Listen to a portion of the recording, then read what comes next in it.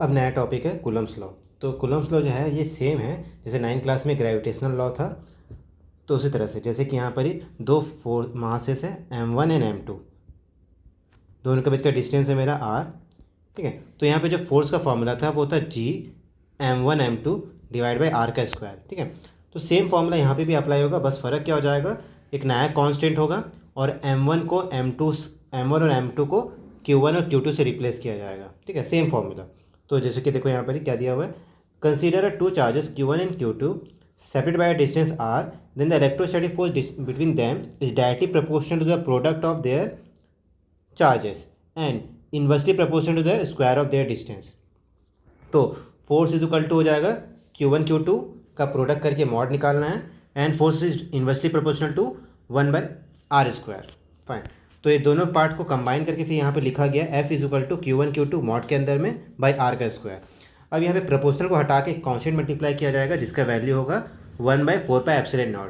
और 1/4πε0 का वैल्यू कितना होता है, ये होता है 9 × 10⁹ न्यूटन पर metre square, newton metre square पर कूलम स्क्वायर। फाइन, इसके जगह पे हम लोग लिखते हैं के भी लिख सकते हैं, थोड़ा इजी करने के लिए, थोड़ा छोटा हो जाता है फॉर्मूला ताकि लिखने में आसान हो। ठीक है, तो इसके जगह हम लोग के अप्लाई कर सकते हैं। ठीक है, तो फोर्स इज इक्वल टू के Q1 Q2 बाई r का स्क्वायर। अब इस कांस्टेंट वैल्यू पे ये जो ई नॉट जैसा लिखा हुआ है, ई नॉट जैसा, इसको बोलते हैं एप्सिलॉन नॉट। ठीक है, epsilon not called permittivity of free space, उसको बोला जाता है permittivity of free space. Free space में कौन, एयर एंड वैक्यूम। ठीक है, एयर और वैक्यूम दोनों के लिए हम लोग एप्सिलॉन नॉट का यूज़ करते हैं। और एप्सिलॉन नॉट का वैल्यू कितना आता है, जब यहाँ पर ही पूरा वैल्यू को पुट करके 4 और पाई का वैल्यू 3.14 क्रॉस मल्टीप्लाई करके अगर रेसिप्रोकल करेंगे तो ये आएगा 8.854 × 10⁻12। और यूनिट जो होगा इसका जस्ट रिवर्स हो जाएगा, पर न्यूटन कूलम स्क्वायर पर मीटर स्क्वायर। अब इस फॉर्मूला में जो एप्सिलॉन नॉट है, एप्सिलॉन नॉट इसको बोलते हैं परमिटिविटी। अब परमिटिविटी क्या होता है, देखो नोट्स में, permittivity is a measure of how much electric field created by a given amount of charge. तो जो मेरा चार्ज दिया गया है वो चार्ज कितना इलेक्ट्रिक फील्ड बना रहा है उसको बोलते हैं परमिटिविटी। सो यहाँ पे याद रखना है कि more the permittivity weaker will be the electric field. जितना ज़्यादा परमिटिविटी होगा उतना कम इलेक्ट्रिक फील्ड बनेगा। ठीक है, तो परमिटिविटी को कम से कम होना चाहिए। तो मेरा एयर और वैक्यूम का जो परमिटिविटी होता है वो सबसे कम होता है, जो कि इतना होता है। ठीक है, तो जैसे जैसे परमिटिविटी का वैल्यू बढ़ेगा इलेक्ट्रिक फील्ड का वैल्यू कम हो जाएगा। ठीक है, अब देखो किसी भी मीडियम के लिए जो परमिटिविटी होता है वो उसमें हम लोग एप्सिलॉन आर को मल्टीप्लाई कर देते हैं, epsilon not multiply epsilon R. ठीक है, अब epsilon R is the permittivity of a given medium.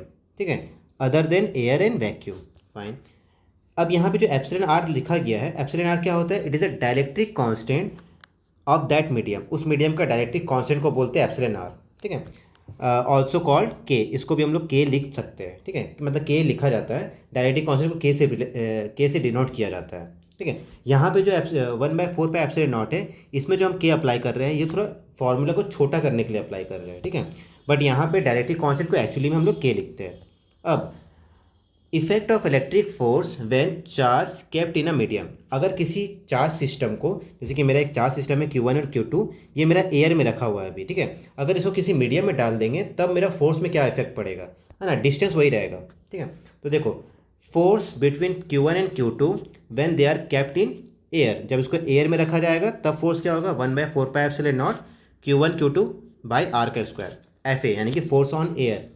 अब अगर इसको हम पूरा सिस्टम को उठा के हम यहाँ पर ही डाल दिए, मान लो किसी मीडियम के अंदर डाल दिए, ठीक है, तब क्या होगा, force between charges Q1 and Q2 when they are kept in medium.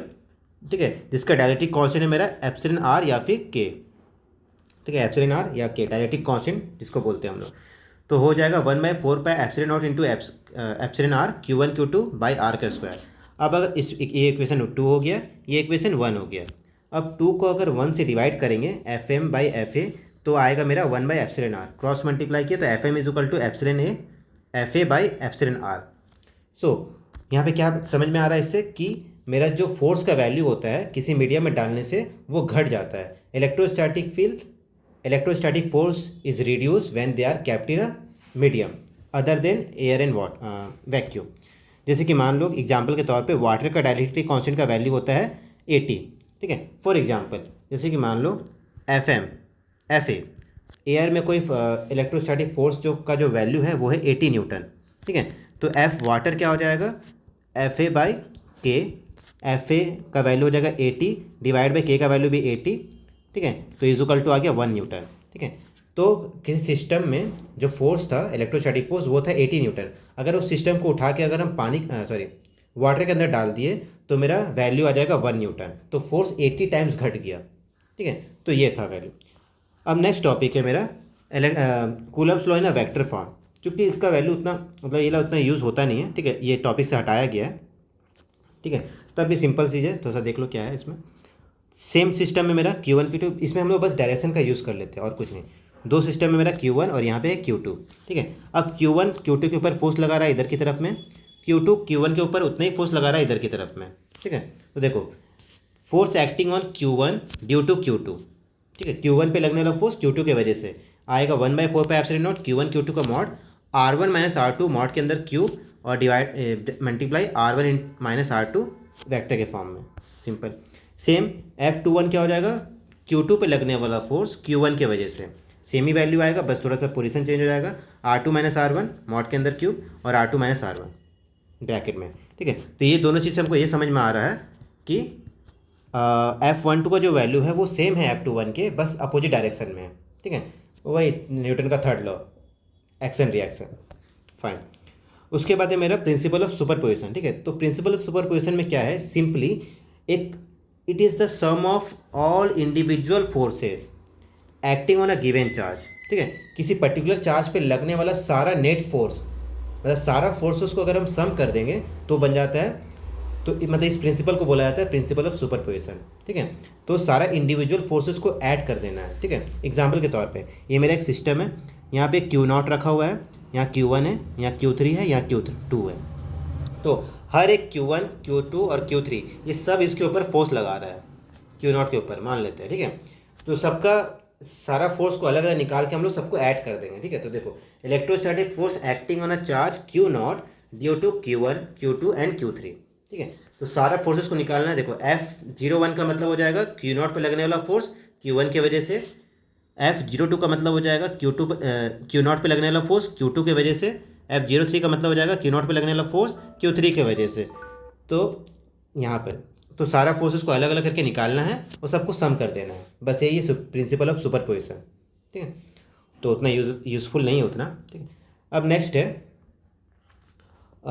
Electric field. अब इलेक्ट्रिक फील्ड क्या होता है, जैसे कि कोई भी चार्ज पार्टिकल अपने आसपास एक एरिया बनाता है, जैसे कि मैग्नेटिक फील्ड था, ठीक है। जैसे कि एक मैग्नेट रखा हुआ है, मैग्नेट अपने आसपास का एरिया बनाया हुआ है, ठीक है। इतना एरिया पे ये मैग्नेटिक फील्ड अपना फोर्स अप्लाई कर सकता है, ठीक है। इसका एरिया से कोई बाहर रहेगा तो उसके ऊपर फोर्स अप्लाई नहीं कर पाएगा। सेम चीज़ चार्ज के लिए भी होता है, ठीक है। तो सिंपल डेफिनेशन क्या हो जाएगा इसका कि द स्पेस और region around a charge body with in which it force of influence क्या होता है, या तो अट्रैक्शन या तो repulsion, can be felt by another charge, small charge, that is called test charge Q0, ठीक है।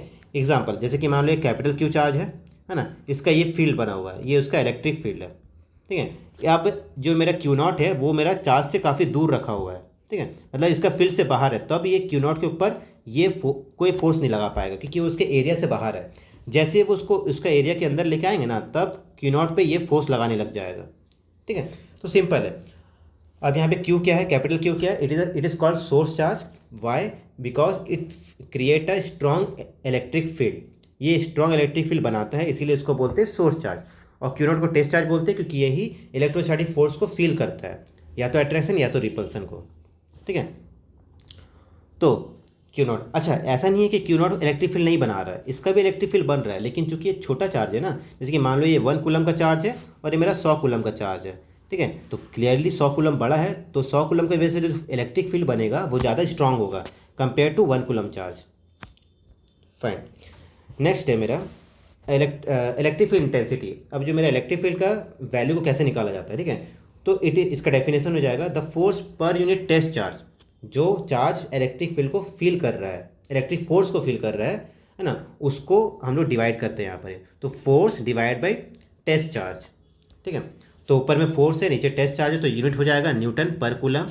डायमेंशन हो जाएगा, फोर्स का डायमेंशन होता है MLT-2 और कूलम क्या है, कूलम मेरा चार्ज है ना, चार्ज का वैल्यू होता है करेंट इंटू टाइम, यानी कि एम्पियर इंटू टाइम। तो इसको ऊपर ले जाएंगे तो ये वैल्यू आ जाएगा, सिंपल। अब कितना टाइप का इलेक्ट्रिक फील्ड होता है, तो देखो दो टाइप का इलेक्ट्रिक फील्ड होता है, uniform electric field and non uniform electric field. जैसे कि नाम है इसका वैसे समझ में आ रहा है कि यूनिफॉर्म इलेक्ट्रिक फील्ड में मैग्नीट्यूड एंड डायरेक्शन सेम रहेगा, बट नॉन यूनिफॉर्म में मैग्नीट्यूड और डायरेक्शन कांस्टेंट नहीं रहेगा, ये वेरी करते रहेगा, सिंपल।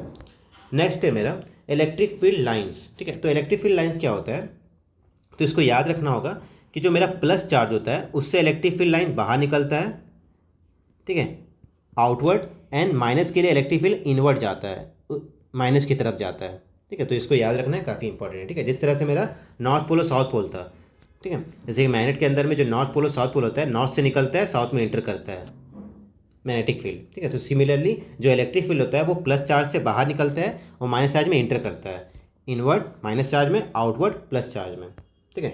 तो यहाँ पे डेफिनेशन लिखा गया है सिंपल, अ स्ट्रेट और a curve imaginary line in a region in a electric field such that the tangent at any point. तो किसी भी पॉइंट पे अगर हम टेंजेंट ड्रॉ करेंगे तो वो उस मेरे को इलेक्ट्रिक फील्ड का डायरेक्शन बताता है, जैसे कि मैग्नेटिक फील्ड था सेम, ठीक है। अब यहाँ पे कैसे दो चार्जेस एक दूसरे को रिपल कर रहा है वो समझाया गया, ठीक है। तो प्लस की वजह से इलेक्ट्रिक फील्ड बाहर की तरफ निकलता है, ऐसे बाहर की तरफ निकल रहा है, इसकी वजह से बाहर की तरफ निकल रहा है, तो ये दोनों एक दूसरे को रिपल कर रहा है। अब ये दोनों के जस्ट सेंटर पॉइंट्स है, एक मिडिल पॉइंट में एक लाइन है जिसको बोलते हैं न्यूट्रल पॉइंट। न्यूट्रल पॉइंट क्योंकि अगर यहाँ पे अगर हम खड़े रहेंगे ना, इस जगह पे अगर हम रहेंगे तो मेरे को दोनों की वजह से कोई फोर्स एक्सपीरियंस नहीं होगा, ठीक है। दोनों फोर्स एक दूसरे को कैंसिल आउट कर देगा। सिमिलरली अपोजिट चार्जेस है प्लस एंड माइनस वाला, तो प्लस से बाहर निकल रहा है, माइनस में एंटर कर रहा है ना, इसीलिए एक दूसरे को अट्रैक्ट करता है ये, ठीक है। और इसका न्यूट्रल पॉइंट क्या होता है, ये वाला लाइन होता है न्यूट्रल पॉइंट, एकदम बीच से जो निकल रहा है, ठीक है, इट इज़ का न्यूट्रल पॉइंट। मतलब कि इस लाइन में अगर हम यहाँ पे खड़े रहेंगे, है ना, तो मेरे को कोई फोर्स एक्सपीरियंस नहीं होगा दोनों के वजह से। अब आता है प्रॉपर्टीज़।